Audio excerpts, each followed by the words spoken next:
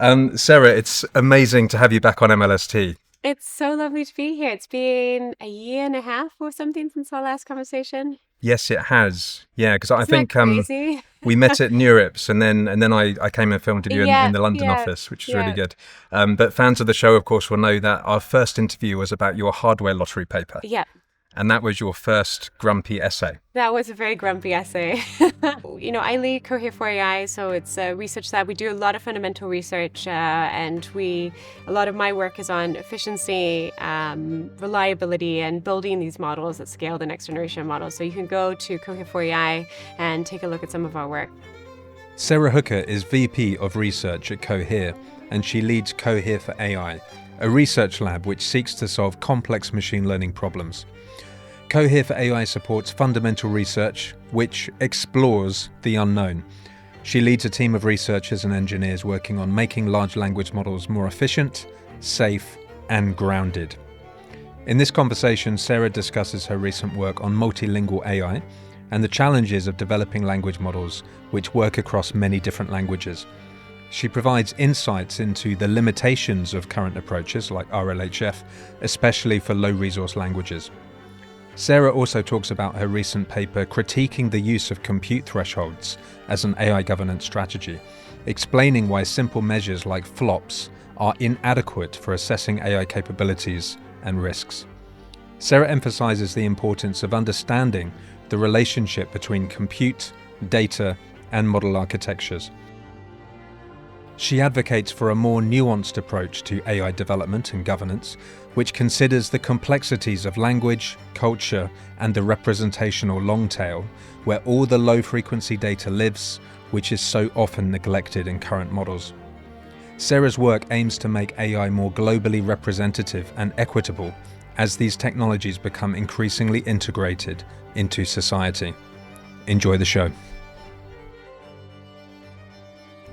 Your most recent grumpy paper is called On the Limitations of Compute Thresholds as a Governance Strategy. Can you give us the elevator pitch? So this paper it has a very boring title. And at face value, it's just about this kind of odd, known to not many people in the public, compute thresholds that have actually been widely adopted. They were adopted by the Executive Order on AI. They were adopted by the EU AI Act. And what's fascinating is that these are kind of the key policies that have come out on AI. Why did I write a paper about this very, very deep topic of compute thresholds? Because it's at the heart of really what our field is asking right now, which is that compute thresholds are based on the idea that models at a future size, so it doesn't apply to models in the wild now, are going to trigger some difference in risk profile that deserves scrutiny. And this question of does scale trigger this moment where models have these properties that are fundamentally different from models before that, it has actually very much been at the core of our field for the last 2 decades. Because for the last 2 decades, we've had this philosophy of bigger is better. We scale data and we scale model size. So this essay is really about, is that true? As we look and stand and look at the last decade, what do we know about the relationship between compute and risk? And what do we think is the feasibility of these compute thresholds actually mitigating risk? And that was the starting point. Yeah, so in the beginning, you were talking about how historically we have tried to estimate and control and respond to risk. Can you give us a couple of examples? Mostly as a society, we have tried to grapple with this idea that we want to proactively control our future for the better. And this is actually recent as well. So it's very typical of modern society that we have this notion of planning and anticipating risks and being able to mitigate. There's examples where me and you do this every day, right? We could put on sunscreen if we're knowing we're going to the sun. We avoid working in dark areas. There's also areas where governments have done this, even in this modern era of the last 300, 400 years. And it requires two things to do well. One is that you have to understand where risk comes from. So you have to understand what is the kind of lever of risk. A good example of where that's failed is something like the Black Death, where, for example, a lot of the protocols around the time didn't realize that rats were the main vector of the disease. And so because of that, many of the mitigation techniques were unsuccessful. But the second crucial aspect is that once you've identified the lever of risk, you have to form a proportionate response. And we also have examples where that's failed historically. So, for example, the London fire is a great example where it was known that this was a risk, but the fail to curb it early on in the expansion of the fire led to the destruction of a large part of London. So these are the two challenges that policymakers face. And what compounds it for something like technology is that typically the idea of identifying the level of risk is very difficult because most technology breakthroughs, by the nature of being a breakthrough, you're in a kind of, rather than a proactive setting, you're in a retroactive setting. What do we do now that this is changing the world? And that's a very difficult position for someone to form a response to. Yes, exactly. I mean, one of the themes of the paper is we're super bad at predicting the future. Yeah. And maybe we should just linger just for a second on the executive order and the EU AI Act. Now, they used this notion called flops, and please explain what flops are in a second. But in America, they set the limit to, I think, 10 to the 26. Is that right? And then in the EU, they wanted to be a little bit more strict. So they just went down to 25. Yeah. Tell me about that. So flops, by the way, is this measure by which this compute threshold is done. I think flops is just it's a way of counting. So typically, when you train a model, you're doing many different operations. You're doing addition, subtraction, multiplication. Famously, matrix multiplies dominate our modern networks. And so that can be decomposed into a lot of these operations. So flops is just a tally. It just counts it up. And these thresholds, 10 to the 26 and 10 to the 25, are this idea that at that moment, that's when you kick in scrutiny. And it's important to realize that doesn't apply to models in the wild right now. For the executive order, for the EU AI Act, when it comes into effect next year, it might hit a handful of models. But this is a forward-looking policy. It is not based on current risk in the wild. And so that's interesting to think about because that creates the question of, well, are we good at predicting what risks emerge? And is that the right number to do it at? And that's where it starts to get very interesting. Yeah. So they have a tally. They kind of estimate how much computation is happening in the models, and then they've set this threshold. So they don't care about anything below that number. So there's lots of real risk now that they presumably don't care about. And then they're saying above this number there's a problem. And I think, did they set the number roughly commensurate to the size of a GPT-4 model? So it's difficult because they haven't formally justified why they set the number there. But right. Anecdotally, my understanding is that guided it. So it's interesting. And it's worth thinking about, it's this interesting aspect of, firstly, there's a notion of, is this number a valid tally of risk? Is training compute the number that you care about if you wanted to do this tally, if you believed in this future risk? But secondly, are we good at predicting that number? And that's kind of interesting to think about. Yeah, I mean, to me, it was a bit crazy on its face. And what's going through my mind is, have they got anyone working in the government that actually know what they're talking about? Because presumably, if they asked you, you would have thrown this thing out straight away. And you gave some examples, actually. So you said there are things that have a normal distribution, like the weight of babies when they're born, or blood pressure, or certain things like that. And then there are other things that are significantly more complex. Like if I'm buying a house, what does the estate agent do? Well, they have a complex model where they look at the neighborhood, they look at various different factors. Some people have indexes and they have things that can shift over time. So having this one absolutist number just seems a bit ridiculous. I actually think I feel for policymakers because I think it will put pressure on them to continually adapt the number. So I will say there were benefits in the thinking of this number. I think it's unfortunate it got so far without scientific input. But one reason that people like flops is, for example, it's hardware agnostic. You can measure it the same way across different types of hardware. And also, it's fairly easy to measure because all it's doing is a tally of operations. So it also avoids specifying maybe what risk you care about. So it gives a degree of I would say, flexibility there for governments to adapt over time. I would say that is probably one of the largest shortcomings, is that by not specifying, you can end up with something which is evading your flops threshold, but a highly risky model. So I think that's actually one of the crucial shortcomings. But I do understand that the motivation of a lot of policymakers are, what else? Like, what else could I use? I would argue, if you're going to stick with this measure, and it has been formalized in several policies, you have to understand that this can be manipulated as a measure. And there's many ways, and I list some out in the paper. But to your point, a single number puts a lot of pressure on policymakers to constantly adjust this and have the technical information to adjust it, because this is a rapidly changing distribution. The notion of compute has been highly unstable. Just looking at the last decade, we know this. And so it will quickly have an expiration date.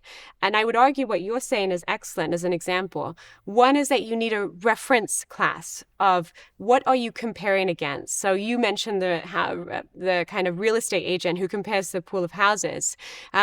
Each of these domains, like biology models, which are very interesting to certain researchers because of biorisk, language models, multimodal models, they have different distributions of compute requirements. And so it has to be done relative to your reference class, but also it should be done dynamically. The same way that a real estate agent does it based on a percentile of surrounding houses, the notion of a single inflection point for risk is not a viable policy tool because you just are changing things all the time. Yes. I mean, there are so many things to get into here because you went through a wonderful list of examples in your paper. But, one of the elephants in the room is that it supposes that there is some kind of like linear commensurate relationship between, compute and capabilities. And of course, you're working in multilingual. I mean, it actually penalizes you because you need to do more compute just to have a model that, works at all in many different languages. And this thing just isn't working for you. Yeah, I mean, what you're pointing out is that once you do something like multilingual, you're basically trying to learn a new distribution each time that's as vast as English. And so you typically need a lot. It's called the curse of multilinguality. And so you need more compute. There's other things there which are very tricky, is that how do flops and how does training compute account for the vast amount of change and how we optimize after training. So we talked about RLHF.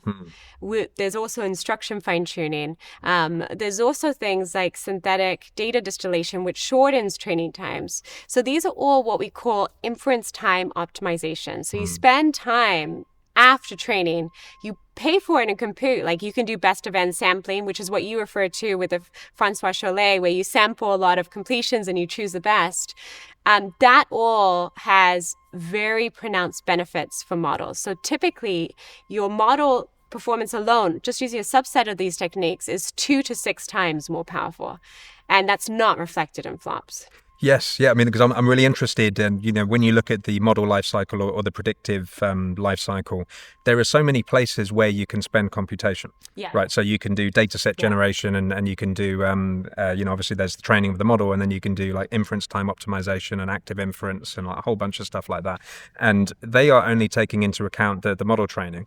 But then there's the further issue of training provenance. So for example, I can download a model from Hugging Face and I can fine tune it and do a bunch of stuff on it. And like, how do you know, right? It's just an inscrutable bunch of weights. Like you have no idea how much training's gone into it. This is the idea of tracing flops across the life cycle. I think this is also going to be formidable because increasingly, the most popular models on Hugging Face, by the way, are models which haven't been instruction fine-tuned. They're base models. And why? Because people want to do continued pre-training. They want to overlay their own optimization techniques, which suggests that people are using this as one step in their optimization process. It's going to be a formidable challenge to tally it in a reasonable way, especially when sometimes the way that we measure these, think about something like mixture of experts or a classic ensemble. what counts then? Because you may have many different experts in your mixture of experts, but you're only using two at the end. Classic ensembling is even more nuanced because technically you didn't even optimize all the models together. You just show up and you ensemble them at the end and you get one model at the end. So how do you handle that? It's very interesting, and it's very related to this challenge of people are likely taking some level of compute already, and they're doing some changes at the end of training that make it more performant. Yeah, and then there's this matter of Goodhart's law, which is that when a target becomes a measure, it ceases to be a good measure. And there are so many examples of this. I mean, like, for example, the banks have these arbitrary limits on the amount of money that you can send, which is why it's set at, let's say, $10,000, and then you see loads and loads of transactions at like 9,999 because they know what the limit is. And it must be the same here, right? They're just it's going to gamify the system. People are going to evade it in so many ways. I think that the main advice I have about this is that if policymakers have decided on this and they're going to go for it, they need to complement it with an auxiliary measure of the actual risk that they care about. It has to be an index, because if you just stick with compute, it is too easy to evade because there's too many different things you can do post-training to gain percentage points. And there's too many ways of essentially shortening your training time or reducing your flops while still arriving at a highly performant model. And so that's the other key recommendation I have, is that you need something that is anchored to the downstream risk you actually care about. And compute is not. It just reflects our belief that more compute is better. And that simply is too simplistic a view to account for all the ways in which smaller models, if they're very targeted, can be extremely risky. Yes. So I think maybe we should bring Rich Sutton in. So he wrote this. Excellent. Yeah, he wrote this. This essay called "The Bitter Lesson," and I'll let you bring it in. But he was partially responsible for this idea that compute is all you need. Yeah. Bring that in. Yeah, and by the way, I think that's a fantastic essay. It really is this idea that history tells us, in computer science in particular, that all efforts to codify our expertise, to work on very fancy ways of imparting what we think is the right way to learn to a model have been, to put it cheekily, futile. Like, he's really saying we're not very good as computer scientists. And the biggest ingredient of success that's driven things has been adding compute to the mix. Yeah. And that we can do things that are algorithmic, but it has to play well with compute. So in many ways, he is kind of get this idea of hardware, but it's more general. It's this idea that it's not specific to a certain type of hardware. It's just compute. If you play well with compute, if it scales well, it's going to be the winning variant. And yeah, go for it. Well, I mean, I have an intuition that he's right and wrong at the same time. Yeah. So in terms of system one models that just memorize things better and better, he's kind of right, because there is a commensurate relationship. As we memorize more of the long tail, the models get better and better. But I still think that there might be a fundamental break between computing capabilities and ironically, a regulation like this might incentivize to find such a break. So we might design system two models that actually do reasoning and have a neurosymbolic architecture or whatever, and now all of a sudden we've got like really good capabilities with less compute. Yeah, I mean, you're hitting on the head. I don't disagree with you. I think where I agree with Rich Sutton is that for a given architecture, say transformers, you can throw more compute at it up until a certain point where it's saturated, but you're going to see all other things equal, your data set's equal. Compute is better because these are greedy learners. Our deep neural networks are frequency counters. You're going to see gains on the long tail performance and overall gains. Where it misses the point is that really there's a few things going on. One is that because our current representations are so inefficient, there's ways to really change the algorithm itself and bend the rule of compute. So, and the rate at which compute is needed to unlock gains. And deep neural networks in particular are a great example of this because they're so painfully inefficient, because we have to show all the data the same amount of times, because we have to do these global updates. And so we're seeing all these tricks For example, now we care about data again, and we care about data quality. So we condition that space better to represent what we want to model downstream. That means we have to train far less because all the features in the data set are the ones we want to learn. Whereas if you just train on the internet, there's a lot you don't want to learn. So you have to kind of unlearn it afterwards and spend a lot of compute just trying to find what you want within that. So that's where you bend the rule and it becomes more nuanced, which is that the other thing that misses is that, or at least that wasn't a core part of this essay, I actually think Rich might agree with me on this, is that your rate of compute is really determined more than anything than by the prior of your algorithm. So yes, if your algorithm plays well with compute, if it's scalable, compute unlocks a lot. But the rate and the saturation point is determined by the algorithm. And what do we mean by this? Convolutional neural networks are a great example. Introduced in 2012. Really unlocked scalability. Why? Because convolutional filters and patches made it possible to model high-dimensional images at the time. Why? Because you move your patch over your image. This takes advantage of local relationships. You can really reduce your dimensionality. Max pooling layers, which Geoffrey Hinton is famously grumpy about, and rightly so, just throws away everything except for the max. You're reducing your amount of features. You unlock the ability to model images. You have scalability up to a point. This is what we famously know about image models now. There's been a saturation point. Everyone has switched to transformers because there's a new arc. So what I mean by this is your algorithm is kind of your most heavy prior on your search space. And Rich is right that what plays well with compute is the one we're going to default to. But the question becomes, your scaling laws and your ability to predict the future are essentially limited to your algorithm and compute. And that's what's interesting, is that it means we're not very good at predicting the future because it means we're too locked in to this narrow arc of this architecture we use combined with compute. Yeah.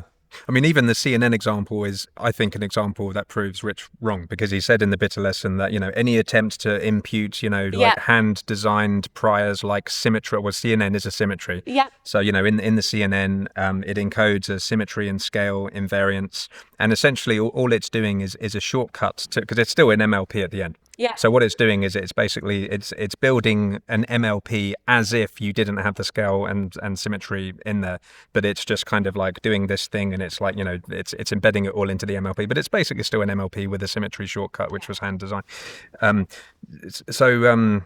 Yeah, but there's still this notion though that there's connectionists think that. I mean, like Neil Nanda said to me, he's like a rationalist guy from DeepMind, and now at DeepMind, and he said these things are just smarter than you, man.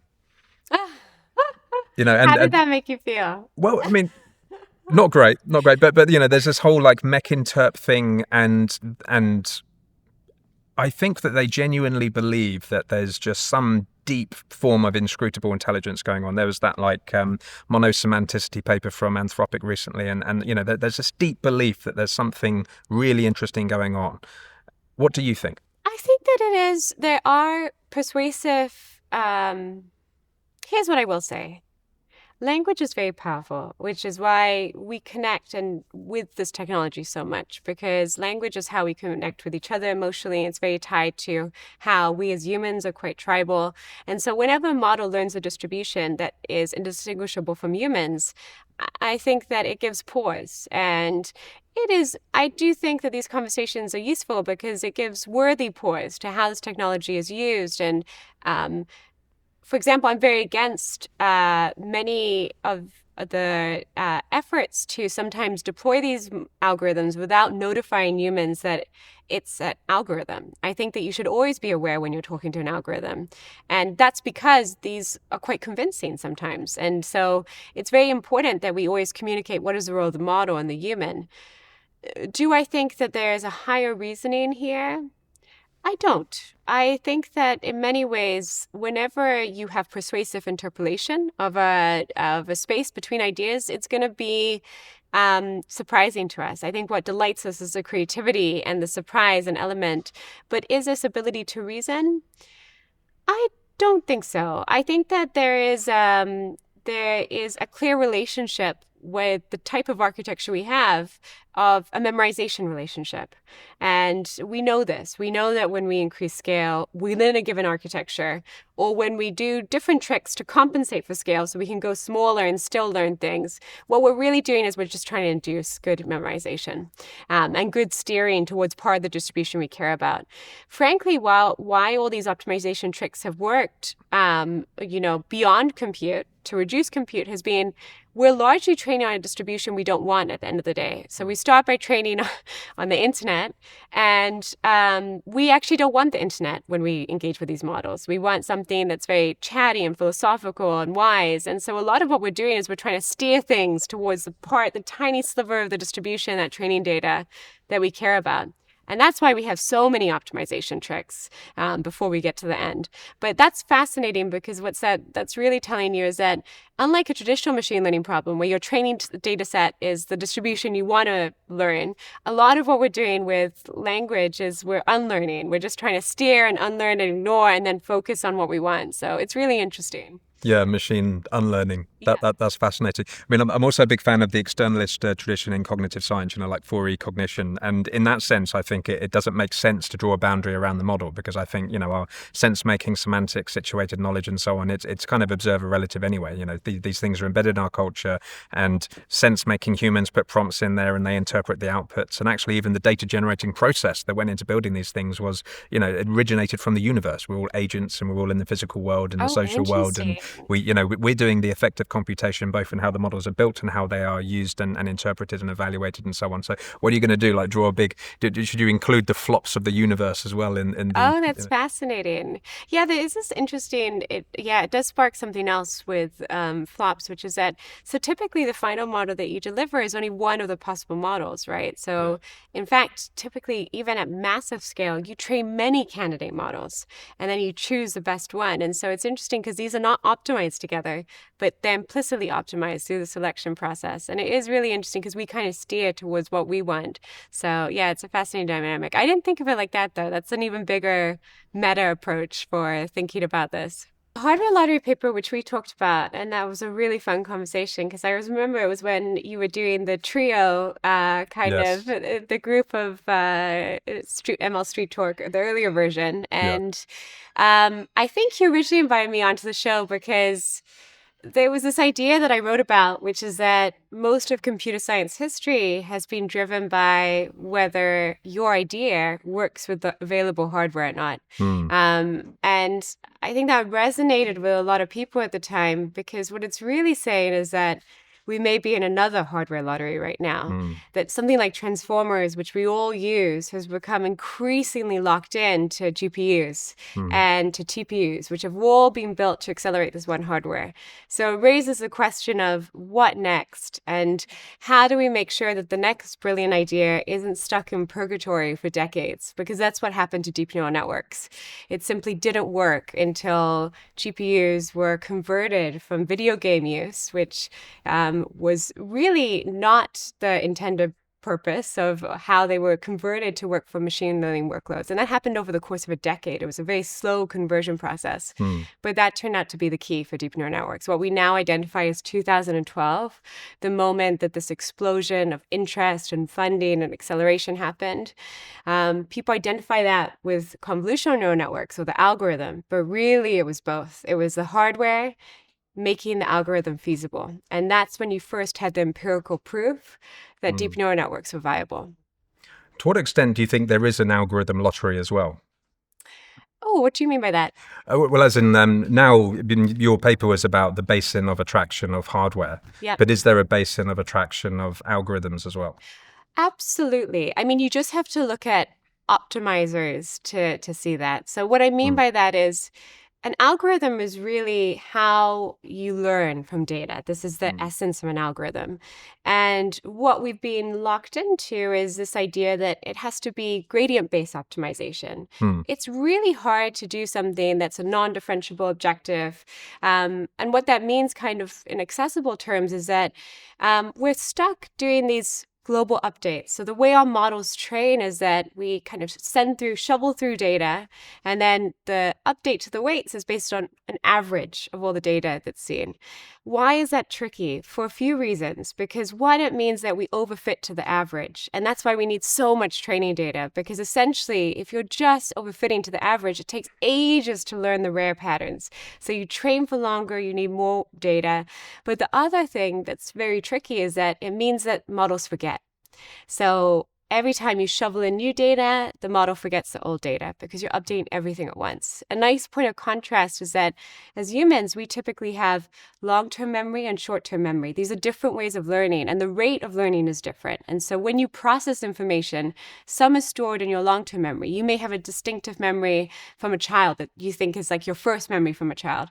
And it may be mutated over time. That's the nature of memory. But this ability to preserve two states of what you did today, what you did years ago, that's very different from gradient updates. And somehow, because we haven't found an alternative way, even though a lot of people have worked on it, we are in this algorithm basin where it's very tricky to propose an algorithm that doesn't rely on a differentiable objective. Yes, and I think we'll talk about this later, but part of the problem is people think of this paradigm as a form of general abstract pure intelligence. And the reality is that, certainly with your multilingual work, that we're dealing with just this long tail of complexity, heterogeneous data sets. But maybe that's a good segue, because you just released this primer paper called the AI language gap. Can you tell us about that? So it's quite fun because in some ways what you're talking about, these themes lead so nice into the AI language gap. Really, when we have built these models, we've overfit to what is weighted most importantly to those who built it. And these models have been built in a few places. We're in London. London is a very big hub of where researchers have been. So is the US and Europe and China. And because some of the first impressive large language models were built in the US and the UK with DeepMind, and in the US with places like Cohere and places like OpenAI, I think that has necessarily reflected the nature of the researchers who built them. They wanted to work in English. The tricky thing is that when you try and make AI actually work for the world, you're talking about this vast array of different languages. So there's 7,000 languages in the world. 80% of those have no text data. So it's truly not even a language problem, it's also a multimodal problem. The second part is that even with the top 101 languages, no models, except for IO 101, currently cover it. So there's this vast amount of the world that simply isn't reflected in the way that AI works and who AI serves. The primer about the language gap is really calling our attention to this. But at the root of this problem, and what you're getting at with this theme of how does models work with the long tail, is that the fundamental issue is our models really overfit to high frequency patterns. And so the key difficulty with the language gap is that, one, these languages typically are underserved by available data on the internet. The internet kind of reflects early patterns of adoption, not necessarily humanity as it is. So that means that there's way more English on the internet than there is people who speak English. So 5% of homes speak English, but 50% of the internet is in English. In contrast, something like Yoruba, spoken by 40 million people, is really underserved. And so it's a long tail problem. But here's the other thing. It's a pattern where the rich get richer and the poor get poorer, because we're now in a synthetic data era. So as models get much better at generating in English and Chinese in particular, these are the two high resource languages that are well served, you're going to see more content in those two languages. And that makes it even harder if you're relying on large data to properly represent the languages that are currently underserved. Yeah, that's so interesting, because we're moving away from the material world into the information world. And right now in the material world, there is a kind of commensurate relationship between the number of people who speak English and the amount of data on the internet. And as you say, we're now moving to this place where we are generating data of language, and the polarization is going to increase. So you're talking about there's this kind of North American tech-based inequality which is getting worse. And you said that there are safety implications for this. And I was interested in this word safety. We spoke about this last night, because when I think of AI safety, I think of, like X-Risk in Silicon Valley and stuff like that. And I've noticed over the years the conflation of the two communities, in terms of ethics and existential risk. And how do you feel about that? I think it's I feel grumpy about that. But here's the thing. So, subfields are always like this. I think there's always this notion of subfields which are extremely, actually people caring about the same objectives, trying to distinguish themselves over time. AI safety encompasses a large array of perspectives and expertise and people who care about different things.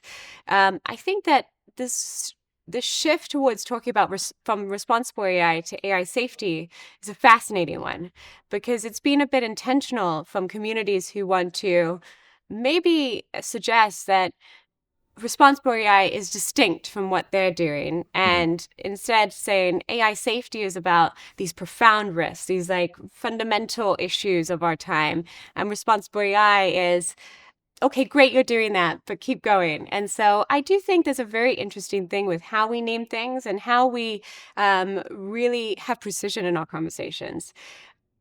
Increasingly, I think AI safety encompasses both of these, and you need more precise language with both. And I actually think my main ask is we need to be precise about what our objective is with AI safety, because it can be, it is in many ways the same goals as responsible AI, but the degree of precision when this is articulated is a sign of accountability for the objective. And I think sometimes the use of that word lacks accountability. Yes, exactly. And when I hear some X-Risk folks talk about AI, it feels to be in the abstract. And what I mean by that is they are just thinking about, if we scale this technology up, it learns these abstract representations which work in any situation, and it's just a matter of scale. And it feels unmoored from the research, because when I read your work about multilingual models, you're clearly pointing out that when we have what they call low resource languages, the models don't work very well. They're not learning these abstractions that just auto-magically work in other languages. There's a specificity to it. That seems to be the difference to me. Yeah, there's this big question right now. What you're getting at is there's this idea of there's a mystique that some people are attributing to scale. It's been called different things. It's this question of, are there emergent properties? Are there properties that appear from nowhere that we unlock with scale? By the way, multilingual was originally proposed as one of them. Like in the first paper about emergent properties, multilingual was there. It's like, wow, how did this appear? We didn't even have this in our training data. But it's very interesting. Now there's been subsequent work which has shown it was there all along. It just wasn't documented in training data. So scale is just really learning your long tail. It's learning the low frequency. We just get surprised because I think there's a big disconnect between what we think we know about the vast amounts of data that we train on and what's actually in that mix. And so there is often certain properties where it takes scale to unlock, because it's very related to this question of memorization. I think how this conversation has become a bigger theme, like beyond this kind of scientific question of like, when do properties emerge and what does scale unlock? It's become this thing of kind of creating a myth around these models, that there's a lack of ability to understand what scale gives. And then that is used to kind of impart a degree of anxiety that because we don't know precisely when this property will emerge, there should be anxiety about this, and there should be a sense of real danger about the use of these models. And I would say that that is actually the wrong framing for this. The right framing is that one is the notion that we're just going to keep on scaling, I think is flawed. I think there's very clear evidence that, bigger is not always better, that we're kind of reaching the limits of how we scale with something like transformers, and it's very architecture bound.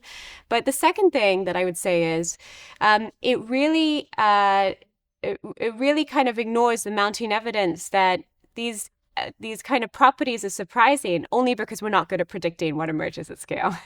Yeah. Yes. I mean, I spoke with David Chalmers recently, and he bemoaned the fact that whenever we have a complex system, we say, oh, it's emergent. Yeah. And there is something interesting going on, as you say, that when you memorize more and more of the long tail, you do see this qualitative increase in capabilities, and it's quite easy as an observer just to say, oh, it's an emergent property. And people ascribe things like, divergent intentionality and reasoning and all of these kind of anthropomorphic qualities to the models, even though they probably don't really exist. But one interesting thing, though, is that when you memorize all of these surface statistics at scale, you can use the language model as an idea generator. And like on Francois Chollet's ARC challenge, Ryan Greenblatt generated about 30,000 completions for all of the tasks. And the remarkable thing is, in terms of sensitivity, the correct answer is in those completions. And then you can do some neurosymbolic evaluation and selection, and you can pull the thing out, so you can build an architecture that does really well. But I think people underestimate the amount of human selection kind of like smoothing out the brittleness. Yeah, well, right now, I agree. There's a huge amount of creativity that's unlocked with these models. So this iteration, and actually, by the way, this idea of like you can create a lot of different options and then you can verify which are correct. You see this in a lot of different kind of states of progress right now. That's how code is currently done. Like you can create a really nice code data set by running code and seeing which one passed the test and kind of doing formal verification of which ones passed. So it's not that these models are not capable of generating sensible answers. It's just that the probability on every single turn, consistency is what you're pointing out. Consistency is sometimes not there. And I also think part of what is beautiful from the creativity perspective, iteration of ideas, is that sometimes you actually don't want consistency. So the objective may be different in different settings. So for example, for code, we always want code that passes. So that's a good example where we sample a lot just to get the subset. But sometimes I've talked to people who use it as a way to seed ideas or things like that. And actually there, the diversity is the important part and gain very different responses each time. And so I think over time, we'll actually have different models for different things and be able to, this is the core of the challenge of steerability, of control, which right now is not good, frankly. Like, why do we have prompt engineering and why does everyone love it? Like, this is a symptom of a problem, not a symptom of a solution. The fact that we spend so much time prompt engineering the perfect thing to steer. So hopefully we have better tools in the future, but I see that as one key thing that will change, is that we'll be able to steer towards the mode we want to use. Do we want consistency? Do we want exploration? And how does it fit into our iteration pattern? We won't spend too long on this because I ask everyone about this, but where are the sources of creativity? So as we memorize more of the long tail and the models can extrapolate and the human prompters can, mix novel combinations of things together, so there's this potential extrapolative space and whatnot, that's how creative can they be? Yeah, so one of the recent papers that we released was a paper about what we call active inheritance. It's this idea that we can start to steer how we sample data to sampling different parts of the distributions from different models. So far, the paradigm of like sampling data, either for a human or for another model, has been very much like there's a single teacher, you're the student, or there's another student, or you're co-creators with a single model. But if you think about it, one, that's a kind of passive inheritance. You're just trying a single prompt. You're not really kind of enforcing any criteria. Active inheritance is where you sample different parts of the problem you want to solve from a variety of different models. And that diversity actually spurs really interesting patterns where you increase the realm of what's possible and kind of spur higher quality that transcends the quality of any one model. And I see that as a very important step that we're building a lot of work on, including in multilingual, but also in this fundamental area of, we actually used it to, in the paper that we just released, we used it to steer towards non-differentiable objectives. So, going back to what you were talking about, the algorithm basin, this idea, and I was saying everything is dependent on gradient descent, it's very hard to steer towards non-differentiable objectives. Before deep neural networks, there was decades of research on just these non-differentiable objectives. There are things like how do you compute the perplexity of like a given, like what is the reading grade level of a given sentence? So there's these scores that are kind of codified, but you can't really use it because they're not differentiable. And we actually show that you can use that as part of active inheritance, where you steer towards models that are better at a reading grade level. And then you use that to kind of form your basis of your data set. So I think that's fascinating. And I think that's really going to spur creativity beyond just this more static notion of you just sample from a single teacher. Yeah, that's fascinating because so much of your research has been on the tyranny of forgetting the long tail or not paying attention to it. And of course, you can solve that with better optimization and, federated learning and agential, kind of multimodal systems that share information and query and almost like an adversarial setup. Yeah, it's a more dynamic pool. And so it's this idea that you can actually the long tail is a perfect example of where I find active inheritance most promising, is that because the long tail, you typically have many weak teachers. No one's very good at the long tail, but sampling effectively and doing this active inheritance rather than passive of just choosing a single teacher, but choosing a variety of teachers and then comparing and optimizing. This is fascinating, and I suspect it will benefit most the long tail. So you said in your language gap paper that language models are going to become integral to modern societies. How do you see that panning out? It's already happening in different ways. Like I call it the high-low way. So we can talk about high-level themes, which is there'll be a ability to communicate much more easily. And so you'll just see much more proliferation of things like art or people writing or kind of taking away some of the difficult parts of how we communicate.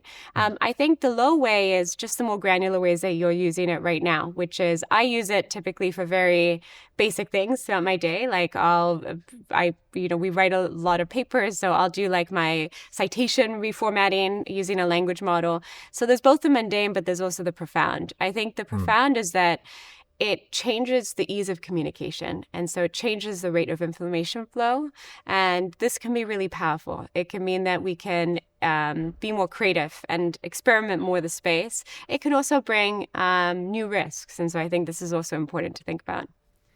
Interesting. And you said that, this North American bias in language model training, you said that it affects the design, the outputs and the behavior of the models. What did you mean by that? Well, there's two things. I mean, when I say design the outputs and the behavior of the models, I think that there's optimization bias in the models itself against different languages. So tokenizers is a great example. So Roman scripts are things like French, Italian. We also have Latin-based scripts. This is also English.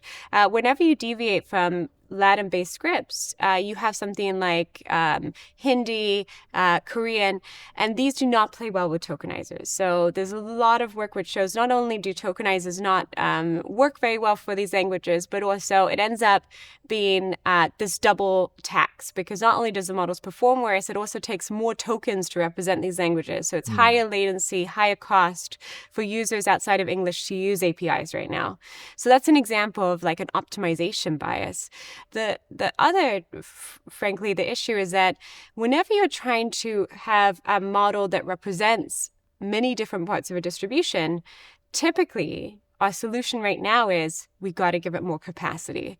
So IA 101 was an interesting example of this. We released IA 101. It represented 101 languages, and you can start to think about how many that is when you try and list more than 20. So you'll probably get to 10 and then you'll start struggling. And 101 is nuts. It includes things like we had Welsh, we had Irish, but we also had Telugu, we had many African languages, and we had very much these underrepresented, like Haitian things, the variety and the complexity as well as dialect. So 101 is probably like preparing for the space race. It's like at the most extreme of the problem.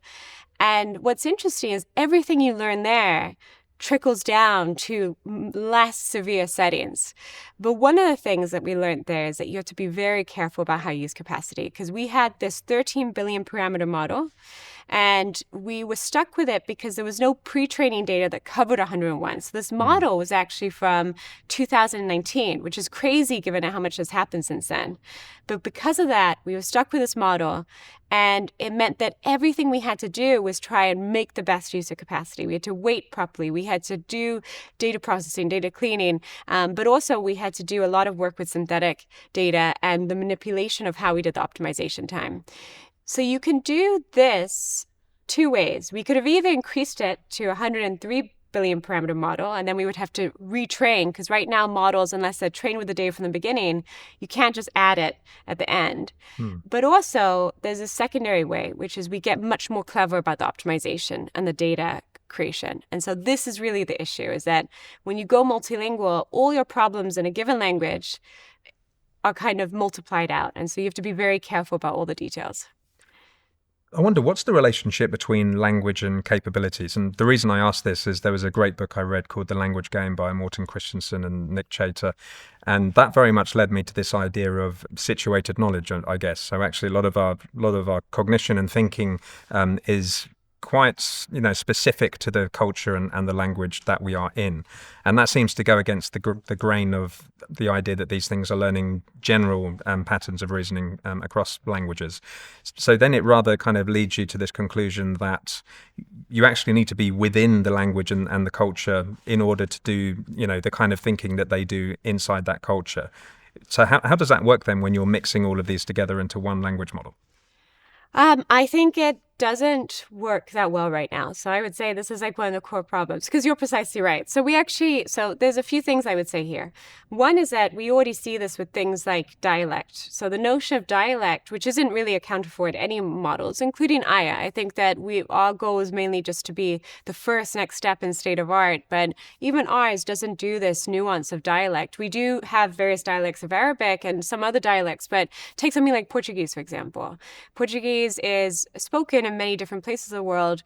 I spent part of my childhood in Mozambique. The Mozambique Portuguese is very different from, I guess the most extreme would be Brazilian Portuguese. But also Portuguese from Portugal has its own nuances. And actually, when we did Aya, we had researchers all over the world who were part of this project. And we would frequently have these little rifts between the Portuguese contributors in Brazil and the Portuguese contributors in Portugal, because they were asked to review within a single pool. And so because the Brazilians outnumbered the Portuguese in Portugal, they would all correct their submissions to Brazilian Portuguese. This is a very interesting concept, and this is just on the notion of dialect. But your wider point is this idea that language is a tool for communication. And there's actually this very interesting concept about whether we even use language to think, or if we use it as a utilitarian tool. Why is that relevant here? Because the way that we achieve an objective is going to depend upon where we are in the world.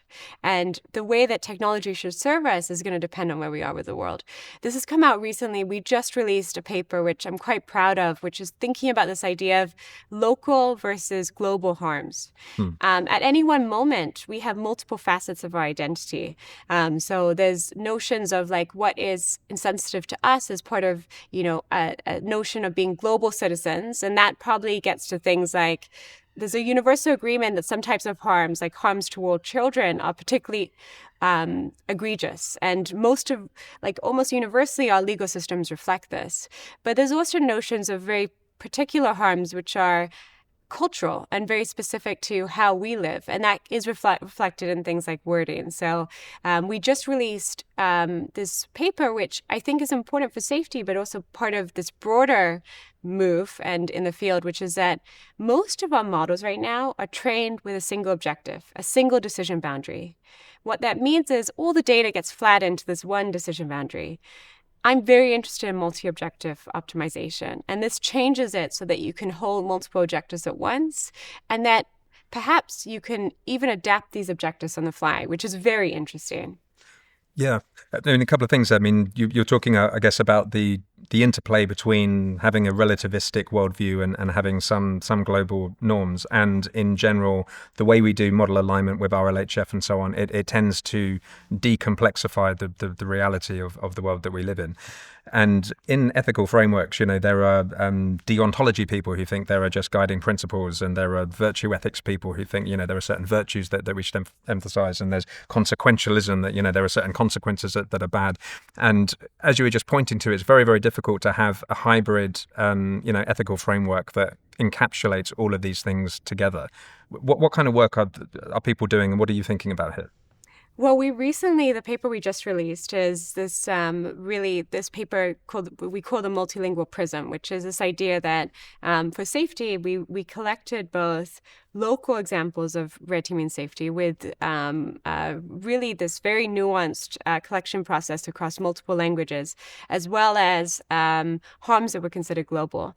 From there, you can go into something like RLHF, and you can change the notion of a single reward model. So this is an area I'm quite interested in. Like, how do you have multiple reward models? And then how do you balance them? This is the crux of the problem. And that's what you're getting at. So how do you have these two things in unison?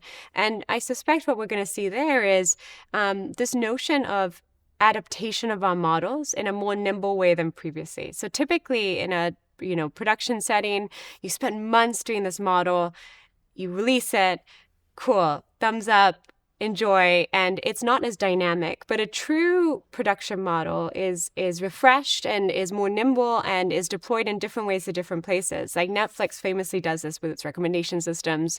I think here, this is actually a much more profound way of doing this, because you can have these models which essentially the way that they're steered is adapted. And this is both interesting as well as profoundly challenging, because the tricky thing is you want to be sensitive to how the preferences of users change around the world, but you cannot overfit to too granular a preference, because this is a philosophical tension you're actually getting at, which is that, a libertarian view would say, every person here has a list of preferences, and those should be respected in their rank order. But as a society, we typically say we have this group of preferences, but we also adhere and kind of subsume some of our preferences for the common good. And so there's this notion as well, when you articulate that as an algorithm, how do you get that balance somewhere in the middle, like where you are basically not adhering completely to a societal view? I think that's one of the concerns about algorithms and tokenizers being used in certain states, where there's a state influence on how algorithms are deployed, but also not being used in a total libertarian view, where we don't want objectives that essentially amplify how a person thinks about the world without balancing and introducing different viewpoints. Yeah, it's so fascinating because, even things like polarization on their face seem like an incredibly bad thing, but some kind of diversity preservation might actually lead to a pluralistic society that, gains information and like a degree of health actually that we need. But with safetyism in general, though, there's always this notion of I think we probably agree on this a little bit, that if you leave people to their own devices, then that can be bad. But you also need a little bit of that, because otherwise the society might become quite sclerotic. And these decisions presumably need to be baked into the way that we build these models in some way. Yeah, and currently they're not. I would say currently the way that we approach safety, we have this notion of refusals. So when you've engaged with a model, you typically will see refusals for certain, what I would call the more black and white type cases. There's this really interesting opportunity I see in the evolution of how we think about safety, which is that instead of just saying, I can't answer this, to kind of provide more nuance or provide links to additional support. And I think that's very interesting, because it's a different type of discussion. But I would say your perspective, what you're talking about, which is really this part in the middle where you have some values as like how you build your algorithm, but also you realize that this is someone who's engaging with an algorithm, and like this is the algorithm should not reflect perfectly a single view of the world.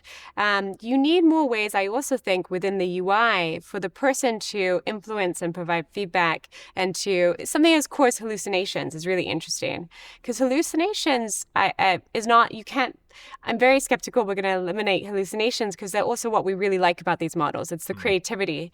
So for me, this is not just we often fixate a lot on the model in these conversations. The model has to solve this. But I think there's also a notion of the system. And I think that some things that will be interesting to play with in the system is how does the user express when they think that steering isn't aligned with what they think is reasonable.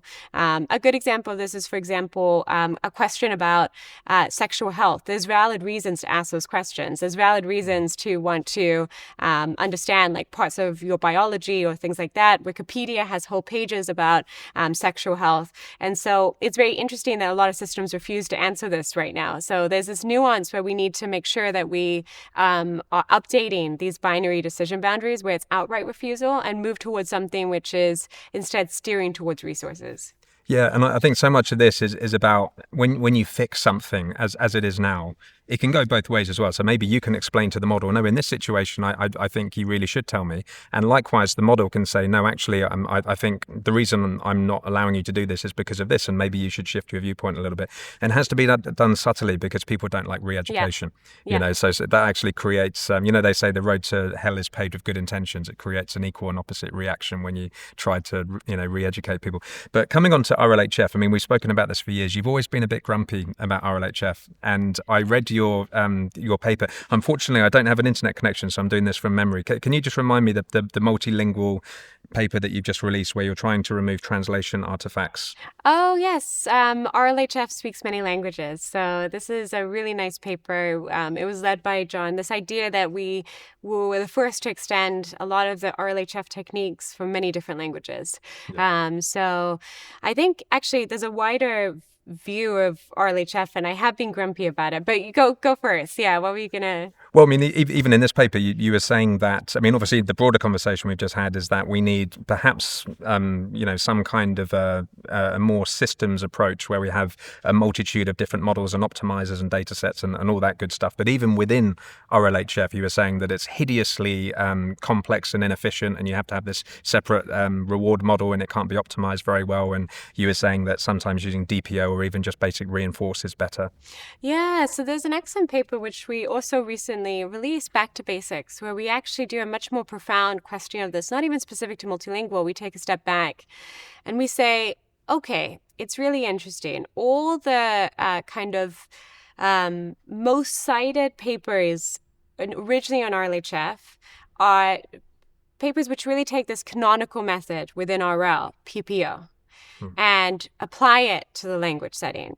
And PPO really evolved in the traditional RL space to address and mitigate a lot of the issues with traditional RL. RL is typically over a large, expansive search space, incredibly noisy. And the trickiest part, right, is that your errors compound. So it's almost like thinking about, well, what if I bet incorrectly at a game table and then tried to bet again and did it incorrectly? And your losses just compound the more that your estimates are off. So PPO is heavily what I would call kind of regularized or conditioned to limit the impact of an incorrect estimate. What that means is that often it's quite memory intensive. You kind of have four models in play at any one time. And it also means that it's quite sensitive. So typically PPO to train, it takes longer. Enter the language setting. And so the initial adoption of PPO and the success of it was taken at face value. This is incredible, let's go with this. But the language space is also an enormous search space, because if you think about it, you're trying to predict the next token. How many possible tokens are there in the world to represent language? But by the time you have a trained model, and by the time you've done all this pre-training, the search space is much narrower. And actually, it's quite interesting because the likelihood and the probability of what the next token will be is actually very concentrated. And when you have this pre-trained base, it's only going to be a few different tokens that you would likely predict, which means that this was overkill for the setting. And what we show convincingly in Back to Basics is that you can strip a lot of the components of PPO out. You can propose something like RLU, which is still an RL method, but that works effectively and even surpasses it. And RLU is also what we used in the RLHF Speaks Many Languages. And we showed that this is very impactful. And because it's online, it does beat things like DPO, which is offline. So RLU is still an RL method. But what it's really saying is that we are in a well-conditioned search space. And because of that, we can be a lot more nimble about how we explore it. Yeah, well, in the the RLHF on many languages one, because obviously you've had this huge focus on multilingual, and I suppose there's the problem of getting diverse data, because this is super heterogeneous data when we're doing multilingual language training, and of course even the preference completions, they needed to be generated as well, and I think you generated some with translations, and then you had a strong model and you had a setup there. I mean, can you tell us about that? That's fun because it's part of this wider issue where multilingual relies a lot traditionally on translations. You don't have data, so you translate your good English data, your gold standard data, or your good Mandarin Chinese data into many different languages. Here is where it gets interesting. Translation models typically have what we call translationese. There's these weird artifacts that pop up. So you might have like auto numeration, where instead of like the 1, 2, 3, it spells out 1, 2, 3. So it's just, and it's very annoying for people who have to experience it because it gets imparted to the model, the downstream model. So we did something which I think is very fun with this paper, where we said, well, the whole goal of RLHF is to steer away from certain parts of the distribution, steer towards other parts. And so what we did for our preference pairs, so let's think about the normal way preference pairs are done. It's quite expensive and time intensive. You have to go get annotators and you're asking humans, which one do you prefer? We did this really fun, I would say, trick here where we said, well, we know we have translation pairs. We generate synthetic pair, the other pair, with what is a very high performant model. In this case, we use Command R+, which is super performant, does very well in many different languages.